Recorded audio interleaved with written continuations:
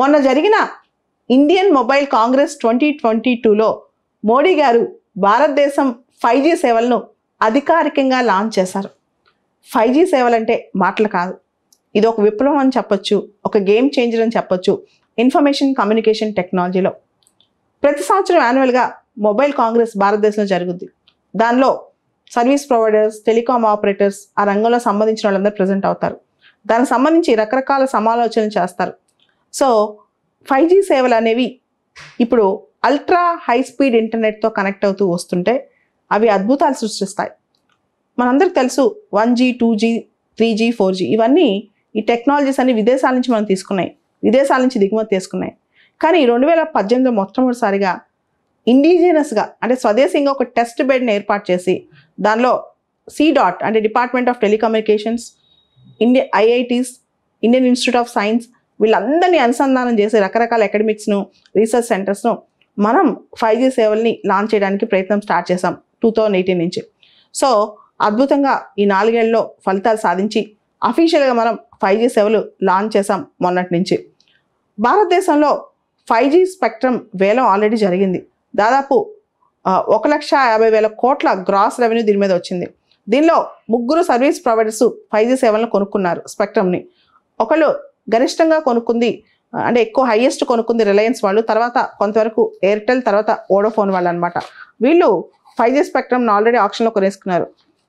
తర్వాత దేశవ్యాప్తంగా 13 ప్రధాన నగరాల్లో 5G సేవలు ప్రారంభం కానున్నాయి. కొన్నిట్లో ఆల్రెడీ ప్రారంభం అయ్యాయి కూడా. అహ్మదాబాద్, బెంగళూరు, చండీగఢ్, చెన్నై, ఢిల్లీ, గాంధీనగర్, గురుగాం, హైదరాబాద్, జామ్నగర్, కలకత్తా, లక్నో, ముంబై, పుణే. వచ్చే కొన్ని సంవత్సరాల్లో 1-2 ఏళ్లలోనే దేశవ్యాప్తంగా 5G సేవలు అందించనున్నారంట. అన్ని దానిలో ఆల్రెడీ ఎయిర్టెల్ చెప్పేసింది మేము ఆల్రెడీ 5G సేవలు స్టార్ట్ చేసేసామని. ఢిల్లీలో ఇందిరాగాంధీ ఎయిర్పోర్ట్లో కూడా స్టార్ట్ అయినట్టు తెలుస్తుంది అనమాట. సో 5G టెక్నాలజీకి అద్భుతమైన ఎకనమిక్ పొటెన్షియల్ ఉంది. ఆర్థికంగా దేశంలో ఒక సరికొత్త విప్లవం తీసుకొస్తుంది. అంటే దేశ ఆర్థిక వ్యవస్థ మరింత చాలా స్పీడ్గా బలోపేతమయ్యే అవకాశం ఈ 5G సేవల వల్ల వస్తుంది అనమాట. అంబానీ గారి మాటల ప్రకారం ప్రస్తుతం భారతదేశం $3 trillion economy, $3 trillion economy and per capita $2,000 per annum అనమాట. అంటే పర్ క్యాపిటల్ ఇన్కమ్ $2,000. అయితే 2047 నాటికి అంటే మనం 100 years ఆఫ్ ఇండిపెండెన్స్ జరిపే నాటికి ఈ 5G సేవలు కనుక సక్సెస్ అయితే అంబానీ గారి కథనం ప్రకారం భారతదేశం మీరు ఊహించరు $40 ట్రిలియన్ ఎకానమీ అవుతుందంట. దాదాపు మన పర్ క్యాపిటల్ ఇన్కమ్ కూడా 20,000 యాన్యువల్గా ఉంటుందంట, $20,000. అంటే ఒకసారి ఆలోచించండి ఎంత చేంజ్ రాబోతుంది అనేది. ఇవన్నీ ఆయన ఆశాభావం వ్యక్తం చేస్తున్నారు. దాంతోపాటు మన ప్రెస్ ఇన్ఫర్మేషన్ బ్యూరో PIB వాళ్ళ రిలీజ్ ప్రకారం 5G సేవల నాణ్యత మనం కనుక జాగ్రత్తగా ఉపయోగం చేసుకుంటే 2035 నాటికి $450 బిలియన్ క్యుములేటివ్ ఎకనమిక్ బెనిఫిట్ జరుగుతుందంట. $450 బిలియన్ క్యుములేటివ్ ఎకనమిక్ బెనిఫిట్ జరుగుతుంది కేవలం 5G ద్వారా. సో అన్ని రంగాల్లో మనకి ఒక ట్రాన్స్ఫర్మేటివ్ చేంజ్ చూడొచ్చు 5G టెక్నాలజీ వస్తే. 4G కన్నా 5G బెటర్. ఎలా బెటర్? చాలామంది అంటారు 5G అని. అసలు 5Gలో ఉన్న అద్భుతమైన పర్స్పెక్ట్ ఏంటో ఒకసారి చూద్దాం. ICTలో ఇన్ఫర్మేషన్ కమ్యూనికేషన్ టెక్నాలజీలో ఒక మాట ఉంటుంది లేటెన్సీ అని. లేటెన్సీ అంటే సమాచార ప్రచారంలో ఎంత ఆలస్యం జరుగుతుంది, సమాచారం ట్రాన్స్మిట్ అవటంలో ఎంత ఆలస్యం జరుగుతుందంటే 4Gలో అయితే గరిష్టంగా హైయెస్ట్ 200 milliseconds లేటెన్సీ ఉంది.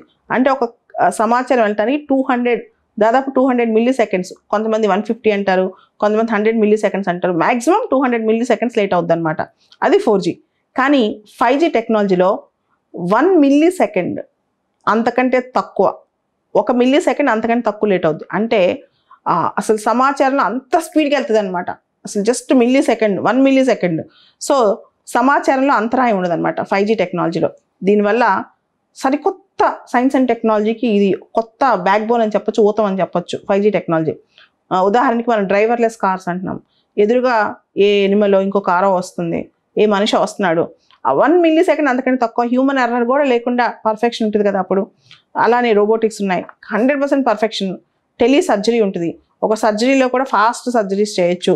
టెలి ఎడ్యుకేషన్, ఇట్లా అనేక రంగాల్లో, ఇంటర్నెట్ ఆఫ్ థింగ్స్, చాలా రంగాల్లోనూ, బయోటెక్నాలజీలో ఇవన్నీ కూడా 5Gని అనుసంధానం చేయడం వల్ల అద్భుతమైన ఫలితాలు రావచ్చు అంట.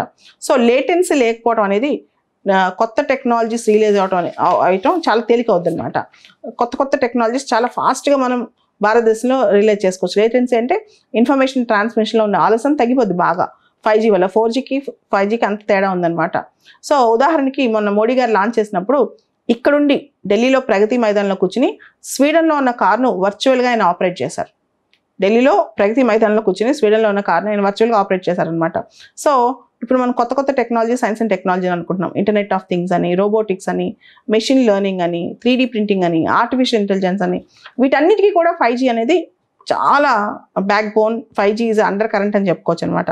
సో కొత్త కొత్త టెక్నాలజీస్ అని చెప్పా కదా, వీటిని ఫ్రాంటియర్ టెక్నాలజీస్ లేదా ఎమర్జింగ్ టెక్నాలజీస్ అంటారు అనమాట. వీటన్నిటికీ 5G అనేది ఒక సపోర్ట్ సిస్టమ్, ఒక కొత్త ప్లాట్ఫామ్ ఇవ్వనుంది. భారతదేశం డిజిటల్ సొసైటీ దిశగా ముందుకు అడుగులేస్తోంది. సో దీనికి కూడా 5G ఉపయోగపడుతుంది అనమాట. 2018లో మనం డిజిటల్ కమ్యూనికేషన్ పాలసీ ఒకటి చేసాం. సో దాని ప్రకారమే డిపార్ట్మెంట్ ఆఫ్ టెలికమ్యూనికేషన్, IITs, తర్వాత IITs, Indian institute of science, వీళ్ళందరూ కలిసి 5G టెక్నాలజీ మీద రీసెర్చ్ చేశారు. సో గత 7 సంవత్సరాల్లో మనం చాలా అద్భుతాలు సాధించాం టెలికమ్యూనికేషన్ టెక్నాలజీలో. ఈ అద్భుతాలకు సంబంధించి మోడీ గారు మొన్న లాంచ్ చేస్తూ 5G టెక్నాలజీ లాంచ్ చేస్తూ కొన్ని పాయింట్స్ చెప్పారనమాట. 2014 వరకు మనం 100% భారతదేశంలో వాడే మొబైల్ ఫోన్స్ని ఇంపోర్ట్ చేసుకునేవాళ్ళం. 2014 వరకు మనం వాడే ప్రతి మొబైల్ ఇంపోర్ట్ చేసుకునేవాళ్ళం అనమాట. తర్వాత దీనిలో కూడా మనం ఆత్మనిర్భర్ అనే కాన్సెప్ట్ తీసుకొచ్చుకుని ఇప్పుడు భారతదేశంలో దాదాపు 200 మొబైల్ ఫోన్ యూనిట్స్ ఉన్నాయి, అంటే మొబైల్ ఫోన్ కంపెనీస్ ఉన్నాయి భారతదేశంలో.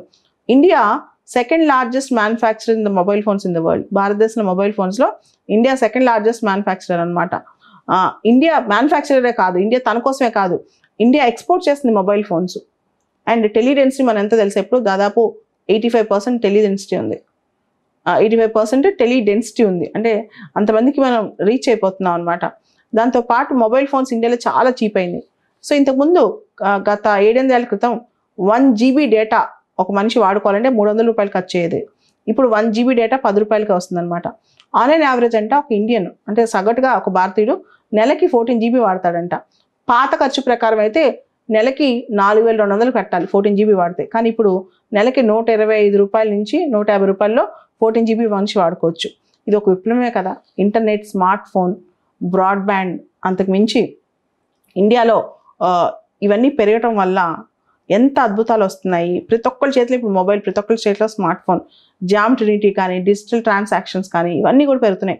సో దీనికి 5G యాడ్ అయితే ultra high speed internet and ultra transmission, latency time తగ్గితే అసలు ఒకసారి ఊహించుకోండి ప్రపంచం ఎలా ఉంటుందో. నేను ఇంతకుముందు US నుంచి ఫ్రెండ్స్ వచ్చినప్పుడు కానీ, రిలేటివ్స్ వచ్చినప్పుడు కానీ ఇక్కడ ఇంటర్నెట్ ఆన్ చేస్తే అబ్బా చాలా డిలే, ఇక్కడ ల్యాగ్ అవుతుంది అనేవాళ్ళు అనమాట. ఆ మీనింగ్ నాకు అర్థమయ్యేది కాదు, ఎందుకు వీళ్ళు ఇండియాని ఇలా విమర్శిస్తున్నారని చెప్పి.